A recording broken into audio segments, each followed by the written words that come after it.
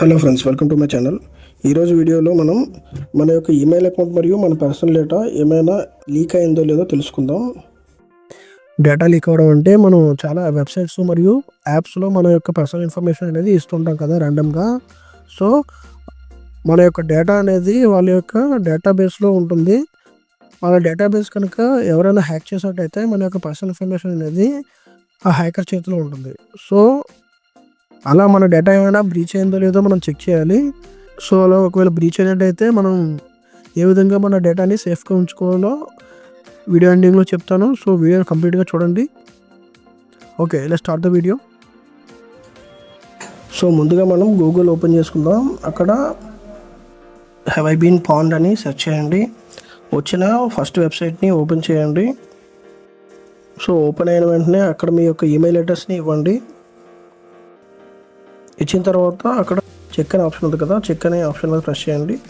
అలా చెక్ చేసిన తర్వాత చెక్ బటన్ ప్రెస్ చేసిన తర్వాత కిందకి స్క్రోల్ చేయగా 0 డేటా బ్రీచెస్ అని వచ్చాయి కదా, అంటే మన అకౌంట్ సేఫ్గా ఉంది, ఎవరు హ్యాక్ చేయలేదని అర్థం, ఎవరి దగ్గర మన ఇన్ఫర్మేషన్ లేదని అర్థం.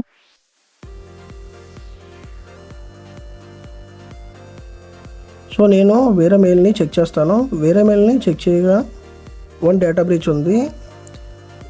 సో నేను కిందకి స్క్రోల్ చేయగా ఆ డేటా అనేది ఎక్కడుంది, ఎప్పుడు బ్రీచ్ అయింది అవన్నీ తెలుసుకోవచ్చు. చెక్ చేద్దాం.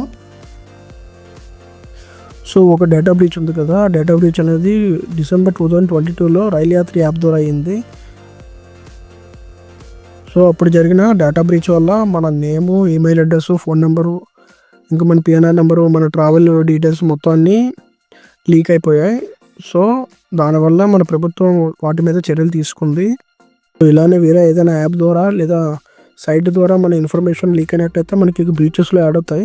ఆ బ్రీచెస్లో మనకి కనిపిస్తాయి ఏ యాప్ ద్వారా అయిందో, ఏ సైట్ ద్వారా అయిందని. సో ఇలాంటి సిచ్యువేషన్లో మన డేటా సేఫ్గా ఉండాలంటే ఏం చేయాలో చూద్దాం.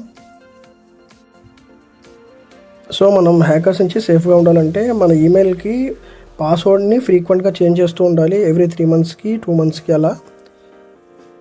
ఇంకా మళ్ళీ 2 స్టెప్ వెరిఫికేషన్ని, మళ్ళీ బయోమెట్రిక్ వెరిఫికేషన్ని మనం ఆన్ చేసుకోవాలి గూగుల్లో.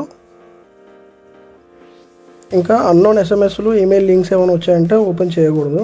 అవి ఓపెన్ చేయడం వల్ల కూడా మన డేటా వాళ్ళకి తెలుస్తుంది. వీటిని పాటిస్తే చాలు, మన ఇన్ఫర్మేషన్ అనేది సేఫ్గా ఉంటుంది. ఇది ఈరోజు వీడియో కనుక నచ్చినట్లయితే లైక్ చేయండి. ఇలాంటి మరిన్ని ఇన్ఫర్మేటివ్ వీడియోస్ కోసం మన ఛానల్ని సబ్స్క్రైబ్ చేసుకోండి. Thanks for watching. See you in the next video.